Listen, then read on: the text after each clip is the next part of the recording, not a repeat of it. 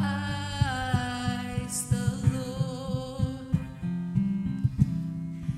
Let us lift up holy hands and magnify his name and worship him. Let us lift up holy hands and magnify his name and worship him. Let us lift up holy hands and magnify his name and worship Christ the Lord. Worship him, Christ the Lord. Amen. Y'all may be seated.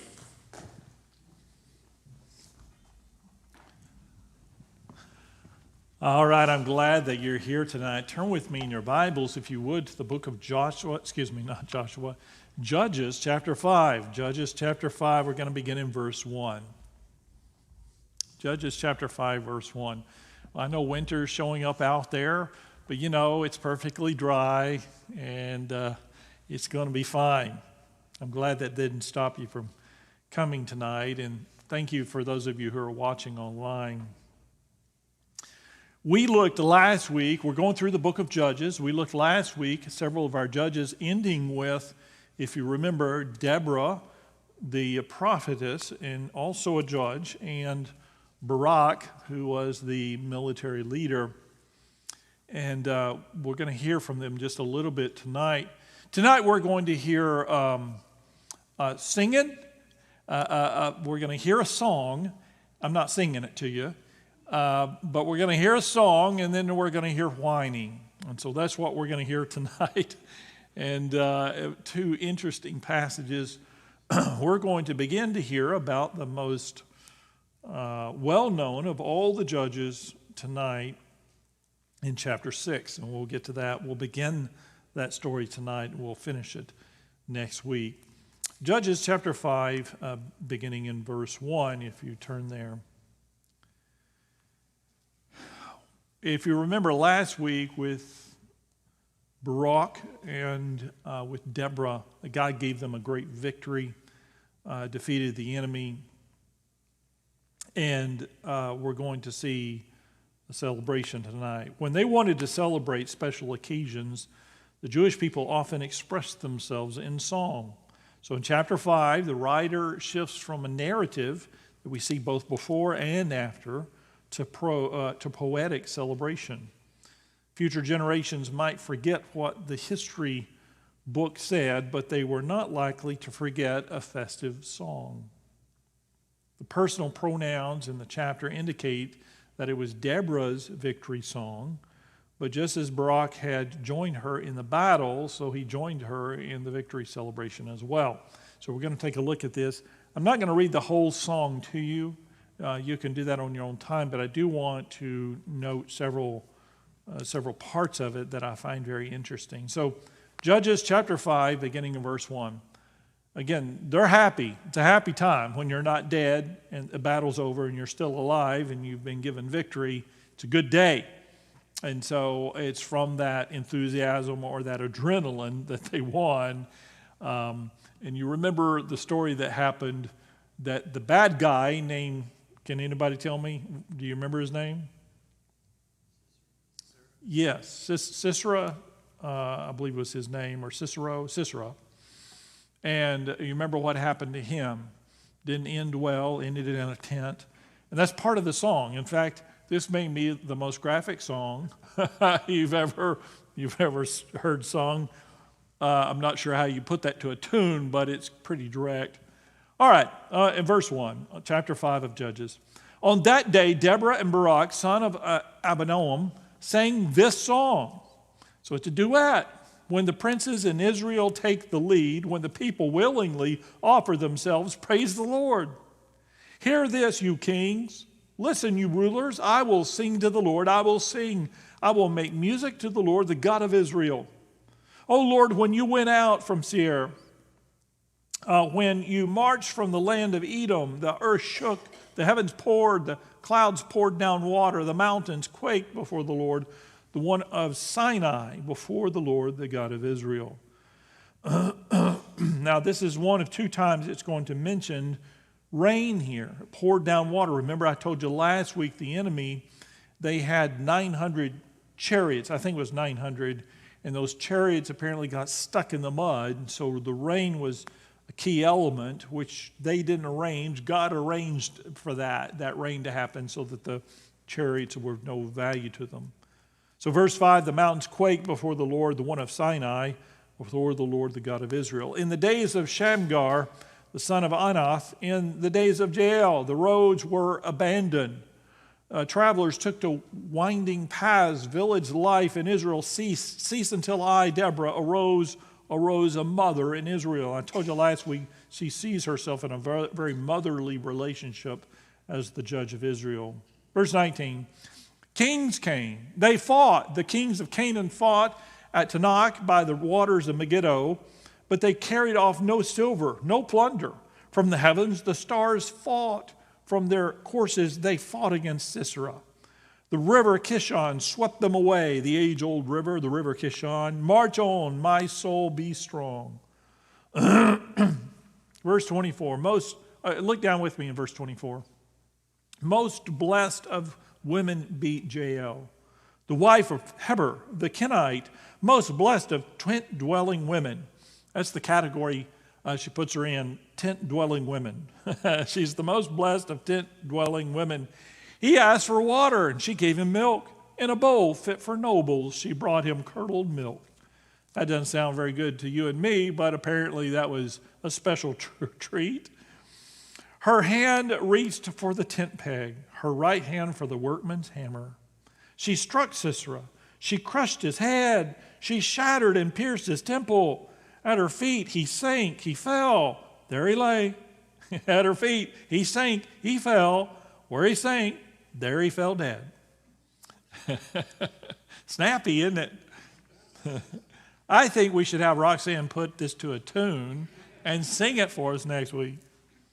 Through the window peered Sisera's mother. Behind the lattice she cried out, "Why is this chariot so long in coming?" Now, did they have to bring his dear mom into this? So mom is at home looking through the blinds going, "Where is that boy? Why is his chariot so long in coming? Why is the clatter of his chariots delayed?" The wisest of her ladies answered her. Indeed, she keeps saying to herself, "Are they not finding and dividing the spoils? A girl or two for each man, colorful garments as plunder for Sisera.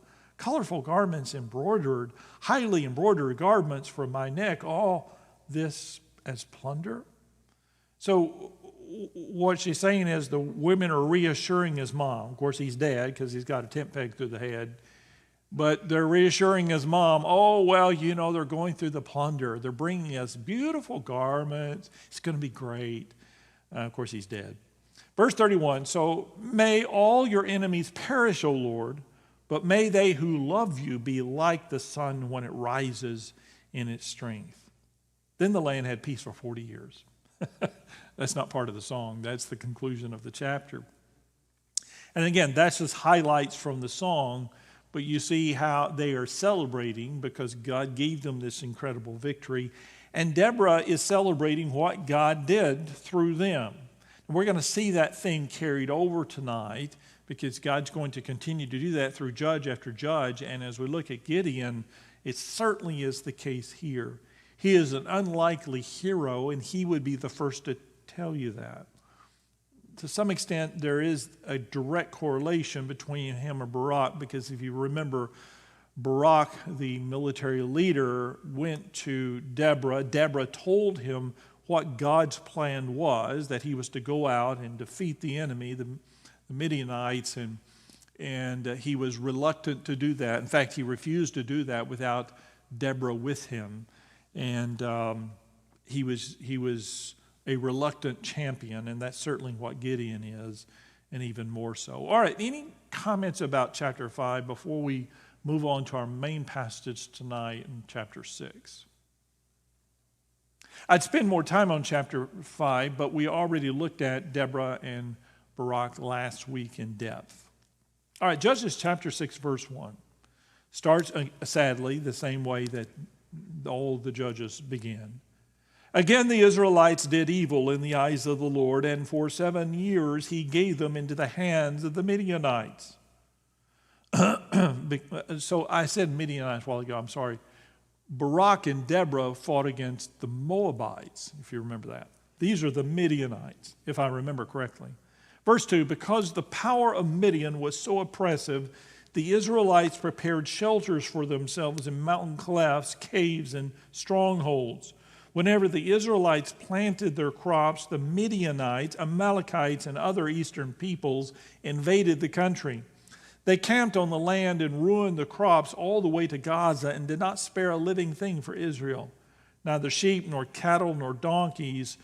They came up with their livestock and their tents like swarms of locusts. It was impossible to count the men and their camels. They invaded the land to ravage it. Midian so impoverished the Israelites that they cried out to the Lord for help. We go to Walmart if we need something to eat. We don't really concern ourselves with where all of that fresh fruit and vegetables came from, assuming you shop in that section. And if one place has a drought, we just get it from someplace else. That was, of course, not the case in Israel at that time. If people did not raise their crops or their crops didn't come through, they starved. If you'll remember, in fact, we're projecting ahead, but that famous story of Samson fighting against the Philistines, and their god, the Philistine god Dagon, was a god of agriculture. And so to destroy their crops was a humiliation against their god, but it also took their livelihood. It made them vulnerable because they had nothing to eat. Samson went out one day and he did what an entire army did here. As one man, he tied the tails of a whole bunch of foxes together, set their tails on fire, if you remember, and sent them out among the crops, and it burned down all the crops of the Philistines because Samson got it. And maybe he's looking back on this incident and he's learned that if you get the crops, you got them. So this is now happening to God's people. You have a garden and you work hard all spring and summer to make that garden produce abundantly. But every year, for you, imagine, just about the time you're ready to gather your harvest, your neighbors swoop down and they take your produce away from you by force. This goes on year after year, and there's nothing you can do about it. If you can imagine that scenario, then you'll have some idea of the suffering the Jews experienced every harvest when the Midianites made their annual raids. For 7 years, God allowed the Midianites and their allies to ravage the land of milk and honey, leaving the people in the deepest poverty. Around the time of the 8th Midianite invasion, God called a farmer in Manasseh named Gideon to become the deliverer of his people. Gideon started his career as somewhat a coward, then became a conqueror. We see his cowardness in chapter 6 tonight, and he became a conqueror in chapter 7. We'll get to that next time. And ended his career as a compromiser, and that's in chapter 8. But more space is devoted to Gideon in the book of Judges, 100 verses, than to any other judge, even Samson. And Gideon is the only judge whose personal struggles with his faith are recorded. And again, you can say an exception for Samson.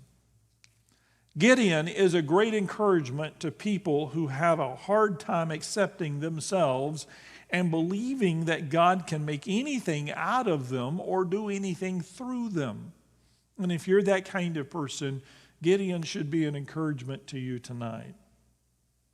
But before the Lord could use Gideon in his service, he had to deal with several doubts that plagued Gideon and were obstacles to his faith. These doubts can be phrased in several questions, 4 actually. And we'll get to that in our passage tonight. Look with me in verse 7, chapter 6, verse 7. When the Israelites cried to the Lord because of Midian, he sent them a prophet who said, "This is what the Lord, the God of Israel, says. I brought you up out of Egypt, out of the land of slavery. I snatched you from the power of Egypt and from the hand of all your oppressors. I drove them from before you and gave you their land. I said to you, I am the Lord your God. Do not worship the gods of the Amorites in whose land you live. But you have not listened to me." The angel of the Lord came and sat down under the oak in Ophrah, that belonged to Joash the Abiezrite, where his son Gideon was threshing wheat in a winepress to keep it from the Midianites. So they're thrashing wheat in a winepress so that the Midianites wouldn't see it. When the angel of the Lord appeared to Gideon, he said, "The Lord is with you, mighty warrior." Again, this is an interesting greeting and an interesting scene. This is an angel talking to Gideon, who is secretly thrashing wheat in a winepress. The angel addresses Gideon not as Farmer Gideon, but as what? Mighty warrior. Now, Gideon is a mighty warrior, only he doesn't know it yet. He thinks he's a farmer. And so it's an odd greeting. The Lord is with you, mighty warrior. God sees you for who you are designed to be, not who you think you are. Verse 13, "But sir," Gideon replied, "if the Lord is with us, why has all this happened to us? Where are all his wonders that our forefathers told us, or that our fathers told us about when they said, 'Did not the Lord bring us up out of Egypt?' But now the Lord has abandoned us and put us in the hand of Midian." Now, what is the question that Gideon is really posing to the angel?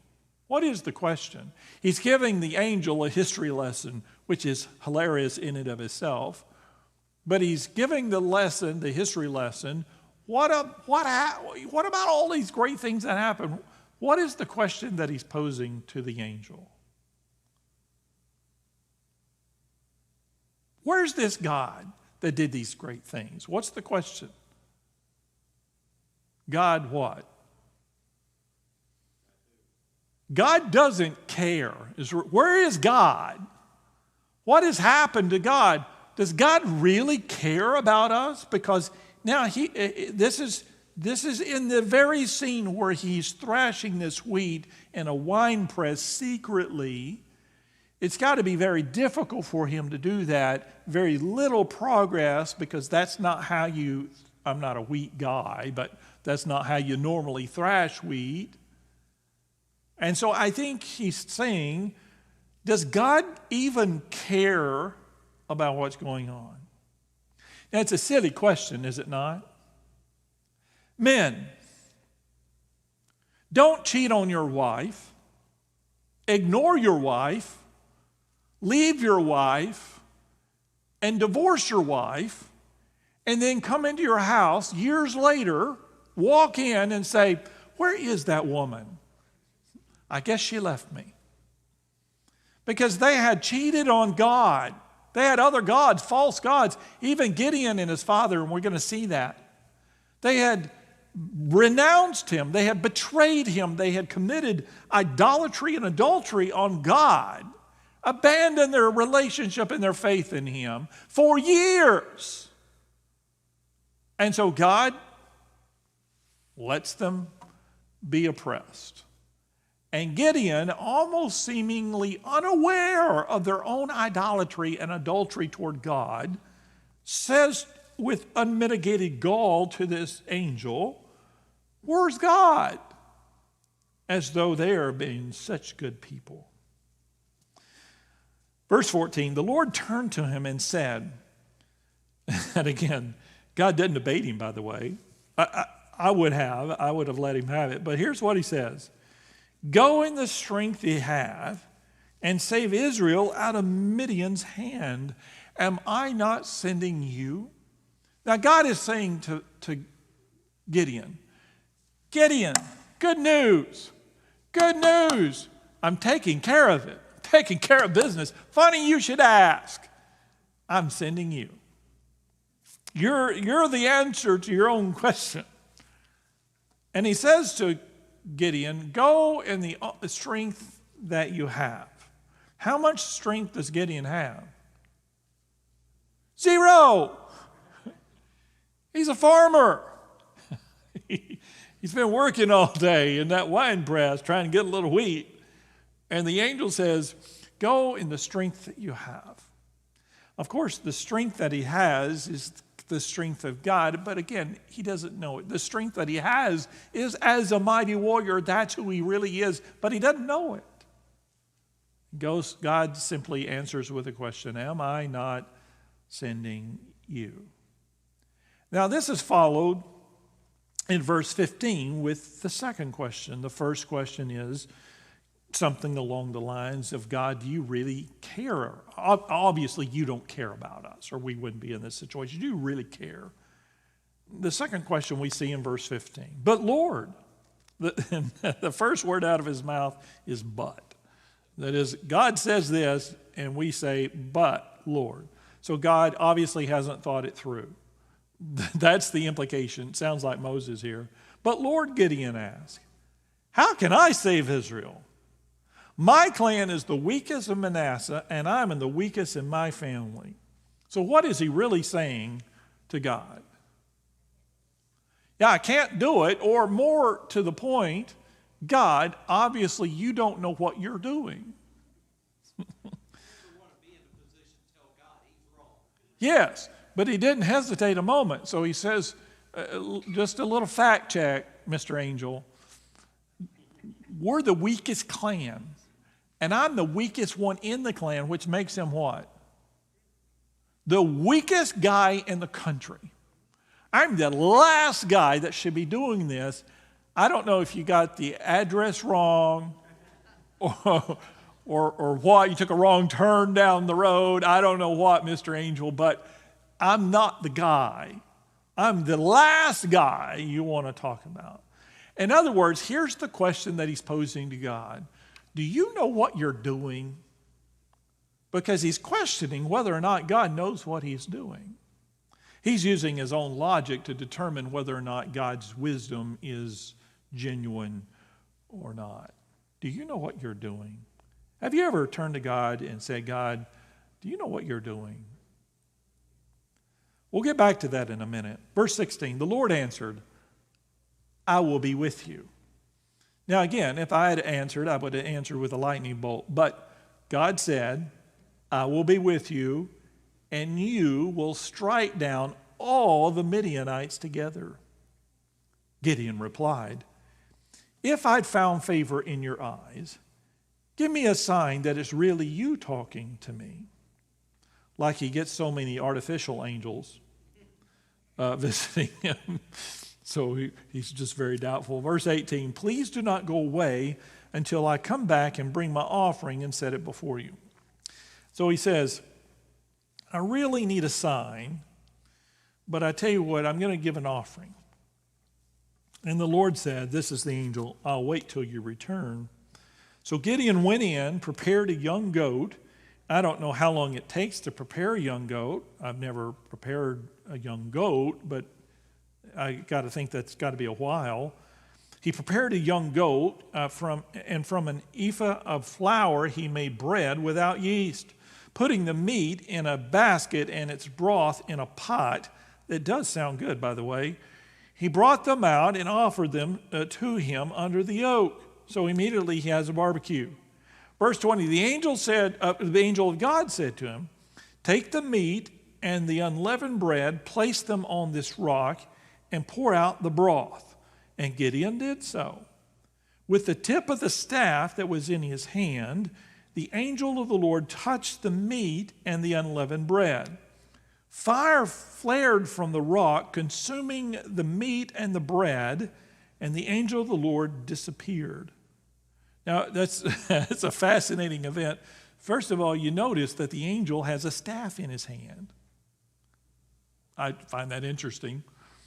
And he uses that staff almost like the staff of Moses, and he touches the rock, and then the rock itself sets fire and consumes the meal, burns up the meal. Verse 22, and then the angel disappears. When Gideon realized that it was the angel of the Lord, he exclaimed, "Ah, sovereign Lord, I've seen the angel of the Lord face to face." But the Lord said to him, "Peace, don't be afraid, you're not going to die." So Gideon built an altar to the Lord there and called it, "The Lord is Peace." To this day, it stands in Ophrah of the Abiezrites. So he asked God for a sign, and we get the implication here that he's asking for a sign as whether or not this angel is really legit and really from God. And so obviously God answers his question, or he delivers the sign by doing this miracle, this supernatural consuming of the food. And it seems to be effective because Gideon goes, "Oh, Eureka, it's you. It's the Lord. I've seen the Lord face to face." And obviously he's terrified because God says, "Don't be afraid, you're not going to die." But we're going to find out, and we'll probably wait till next week to get to this. This is not the sign that he's actually looking for. Now that he knows it's God, he's going to want more signs, multiple more signs in that somewhat comical, famous passage to come. But Gideon here in verse 24 built an altar to the God there and called it, "The Lord is Peace."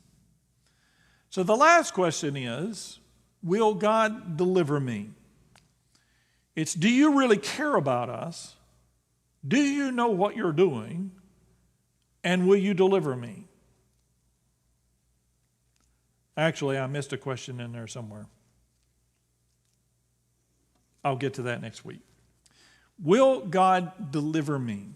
Verse 25, that same night the Lord said to him, "Take the second bull from your father's herd, the one 7 years old. Tear down your father's altar to Baal and cut down the Asherah pole." Remember, Asherah was the wife of Baal. "Cut down the Asherah pole beside it. Then build a proper kind of altar to the Lord your God on the top of this height. Using the wood of the Asherah pole that you cut down, offer the second bull as a burnt offering." So he says, I want you to take this altar and this pole and use it for fire, wood for a fire to build a proper altar to me. I want you to burn up the false god to worship the true God, is what he's saying. And I want you to cook this bull, sacrifice this bull for me. Verse 27, so Gideon took 10 of his servants and did this as the Lord told him. But because he was afraid of his family and of the men of the town, he did it at night rather in the daytime.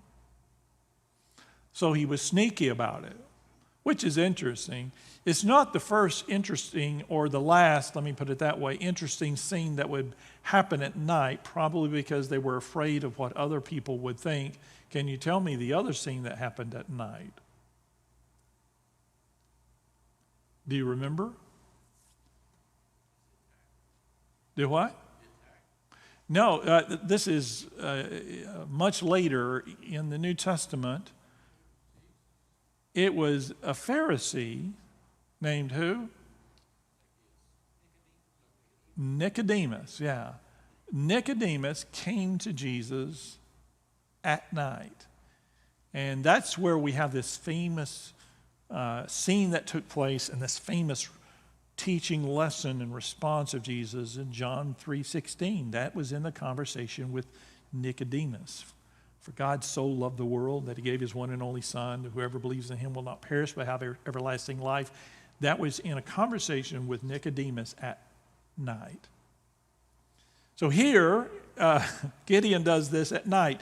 And it's quite a scene. There's 11 of them, 10 of his servants and Gideon, and they're all working to build this bonfire to burn up the false god and use it to barbecue this bull.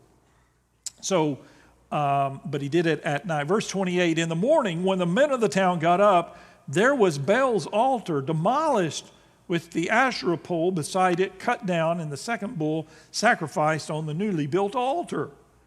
They asked each other, who did this? And again, these are Jewish men. When they carefully investigated, they were told Gideon, son of Joash, did it. The men of the town demanded of Joash, bring out your son. He must die because he's broken down Baal's altar and cut down the Asherah pole beside it. You see how far they have gone? At the very thought that he sacrificed to God, the God of Abraham, Isaac, and Jacob, over Baal, they are demanding that he be executed for it. Demanded that his father bring him out so they could kill him because he's done this terrible thing not against God, but against Baal. Verse 31, but Joash replied to the hostile crowd around him, are you going to plead Baal's cause? Are you trying to save him? Whoever fights for him shall be put to death by morning. Now, like Gideon's dad, he's a brave guy. If Baal really is a god, he can defend himself when someone breaks down his altar. So that day they called Gideon Jerubbaal, saying, let Baal contend with him because he broke down Baal's altar. Apparently, the resistance that was brought forward by Gideon's dad shook him up. He was a formidable guy, apparently, because they didn't kill Gideon. Now, let me give you just a couple of suggestions from this passage. First of all, for us individually and as a church collectively, we should keep looking to God. We know that Gideon was concerned about his people.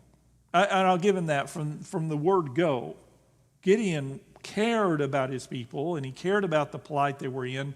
Even though it was because of their own sin, he still cared about what they were going through. You have to keep your eye on God, and when they had stopped doing that as a nation. Here at the church, we have to keep our focus on what we're supposed to be doing. And let me tell you, it is so easy for us to lose our focus. It's very easy. We become overly involved in all kinds of things, from politics to pandemics. And not that those things are not important, but it is so easy for us to give in to distractions. Sunday morning, Chris preached on that famous passage where the writer to the Hebrews says, because we're surrounded by such a great cloud of witnesses. Remember, this is Hebrews chapter 12. And the cloud of witnesses were the people that he talked about in chapter 11. And if you remember chapter 11, that great famous faith chapter that talked about great faith and used all of these illustrations, mentions three groups of people. The first group were the great patriarchs, people like Moses, and then there was Noah and so on and so forth. Abraham, he mentions Abraham and talks about that. The second group of people was just a list of people. He says, I don't have time to go on and give these other examples. Samson was actually in that second list of great people in the Old Testament that had faith. The third group of people were New Testament Christians who had been persecuted and had given their life for their faith in the gospel. And so he's given all of these illustrations in chapter 11, and they are the great cloud of witnesses. And so in chapter 12, he says, as we run the race, let us throw off anything that hinders. Now, Chris gave some examples of that, but one of the examples that is a challenge for you and me and for the church is there are important things, good things, that can actually hinder us if we place our attention and focus and energy too much toward those things and not enough toward our purpose in the gospel. Paul knew that. He was really good about staying focused and keeping the main thing the main thing. There were so many great causes in his day, so many, from causes that were military, causes that were political, and all kinds of causes, but he kept his eye on the prize. In fact, that's his description in chapter 12, or whoever wrote chapter 12. If Paul wrote it, we don't know for sure who it was. Some say it was Paul. But the writer says, keep your eye on what is set out before you. And so for us as a church and for Gideon, he was concerned about his people. And if he was concerned about his people, he needed to be looking to his God, because that was where the solution would be found. Notice, secondly, Gideon was not expecting God's plan for Israel. He wasn't expecting this. I mean, he's just thrashing the wheat, doing what farmers do, minding his own business in his thinking. When it says in Judges chapter 6, verse 14, the Lord turned to him and said, "Go in the strength you have and save Israel out of Midian's hand. Am I not sending you?" "But Lord," Gideon asked, "how can I save Israel?" You know, one of the greatest blessings I've ever received in my life is watching individuals here at First Baptist Church transform. I've seen God transform lives. There was a lady in our office, I won't mention her name, but she was a terrible introvert in our church. Many years ago, she's been here for the last 2 decades. And she just would hide in the corner, and she would give her testimony if she were in the room. She's, I think, helping with Awanas right now. And God has just transformed her. I mean, she is fearless. And some of you know who I'm talking about. I love to see that. I love to see people transform slowly, steadily, powerfully to do things they never thought possible. And that's what God is doing to Gideon. He's helping Gideon realize who he's supposed to be, who he is made to be. And it was more than just a farmer. I've seen people become great teachers who have never taught before. I've seen inexperienced people who had no idea what they were doing lead mission teams on mission trips. I've seen people, and I will give you an example by name because she works for us, and so I can do that. Wendy, bless her heart, she came in here and led tonight in music, and she did a great job. She always sings beautifully. And I don't know how well you know Wendy, but if you had gone to Wendy 5 years ago or 10 years ago as church secretary and said, "Wendy, I want you to get up on the stage and be our lead singer for a service, even on Wednesday night," she would have laughed in your face. She would tell you. She wouldn't do it in a million years. That's just, no. It never came up in our conversations. There was no, I mean, we've gone through hundreds of staff meetings with her, and never has the word singing come out of her mouth. And Roxanne, I give Roxanne credit. Roxanne's the one who got her up there one Sunday morning as just a background singer on the team. And Roxanne slowly coaxed her into realizing the person that God had created her to be, and that gift, that spiritual gift that he'd given her of singing. And so she started singing more and more in the forefront, and now she leads songs. And without Roxanne here, because Roxanne is in quarantine, she fearlessly led tonight. Again, never would have done it, never would have thought about doing that before. God transforms lives. The beauty of you and me, it doesn't make any difference where we are and who we've been in the past. It only matters about where God wants us and what he's made us to be. You might be shocked. So keep looking forward. Keep looking to God. And then lastly, keep looking forward. See, Gideon's past was over. I would give $1 to find out if when the angel went to Gideon, had the angel said to Gideon, "Gideon, vision cast with me. Where do you see yourself in 10 years? What do you think Gideon would have said? More wheat. I don't know, bigger, better garden? I don't know. I guarantee Gideon wouldn't have said anything about what was about to happen to him. But his past was over. He had been a farmer all of his life, but God is reshaping him into a warrior. And there was no going back. For Wendy, there's no going back. If I walked in this week, next week into the office and she said, Pastor Lee, I'm just not much of a singer. I don't think I'll do that again. I would just start laughing because she is a singer and there's no going back. There's no undoing that. In 2 Timothy chapter 3, verse 14, it says this. Paul's writing to young Timothy. 2 Timothy 3:14. Paul says, but as for you, speaking to Timothy, but as for you, Timothy, continue in what you have learned and have become convinced of, because you know those from whom you've learned it, and how from infancy you have known the Holy Scriptures, which are able to make you wise for salvation through faith in Jesus Christ. All Scripture is God-breathed and is useful for teaching, rebuking, correcting, and training in righteousness, so that the man of God may be thoroughly equipped for every good work. We know that Timothy was young and timid. He's kind of famous for that in this passage or in this letter that Paul writes to him. And there was a challenge to that because Timothy was not the bold, seasoned, courageous person. He was a very sheepish young pastor. And so Paul, older and more seasoned and more courageous, is trying to put that courage into the heart of young Timothy. And he says, and we find this out in another verse, that God had started this process in his grandmother and then his mother, and now it's in him.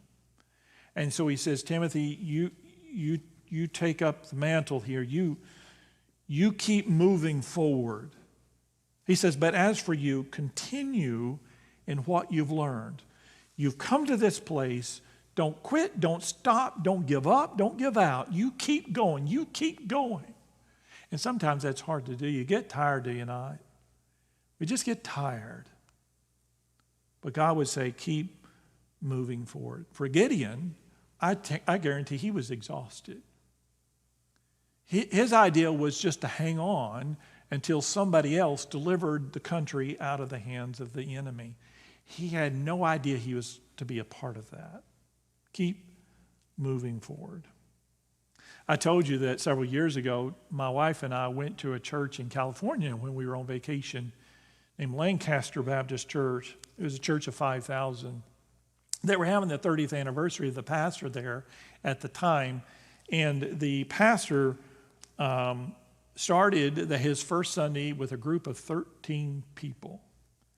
A group of 19 people. 13 of them voted him in as pastor. So it wasn't even unanimous. 30 years ago, it went from 19 people to a church of over 5,000. So many people saved over those years. It's a very evangelistic church. They do a lot of evangelism and a lot of mission work.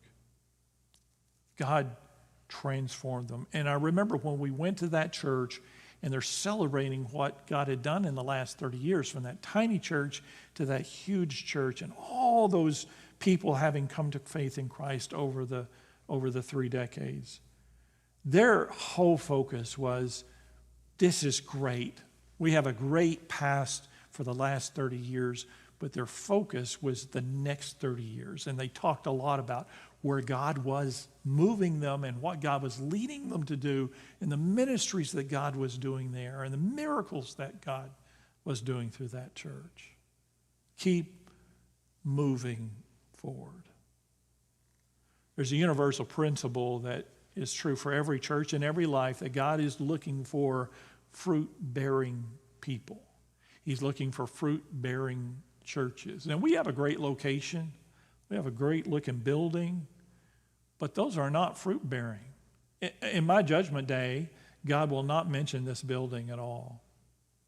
He won't mention this location, except that it's for his glory that he did these things for us. But he did that because he expects fruit from us. And he has a right to expect that, just like he did for Gideon. So I'm excited about what God is doing in the church. We have had an amazing year. Come Sunday week for the State of the Church address, I'm going to share with you some specifics, shocking things about what God has done in the last year in the middle of a pandemic at First Baptist Church Azle. Unprecedented in the life and the history of this church, and what God is doing and going to be doing and where he's leading us in the years to come. I don't know what God is doing in your life, but I assure you it's not pulling you in the past, it's preparing you for the future. I assure you that whatever God wants to do for you, it is transforming for his glory. All right, any other questions or any comments about this chapter before we conclude our Bible study? I thought it was interesting that, the angel of the Lord appeared, but, in 14 and 16, it's the Lord, capital L. 17 Yes. It's the Gideon said to him, capital H, so God personally intervened. Yes, so we see this, so the question is, or the comment is about the angel that appeared to Gideon, and I repeat your question because I can't hear online, that when the angel is speaking to Gideon, it refers to the Lord directly, and we see this throughout the Old Testament, by the way, and the New Testament as well, that when angels speak, they're speaking the words of God. That is, they're not actually having a conversation with the angel so much as they are having with God. Because the angels don't go off script. God doesn't say, oh, just go down and wing it. Tell me how it went. They are speaking the words of God. And so when they hear from an angel, they're hearing directly from God. And so it intermingles the conversation with God and the conversation with the angel. So it's very interesting. All right, anybody else? All right, that concludes our study. We'll begin in chapter 7 next week. Or actually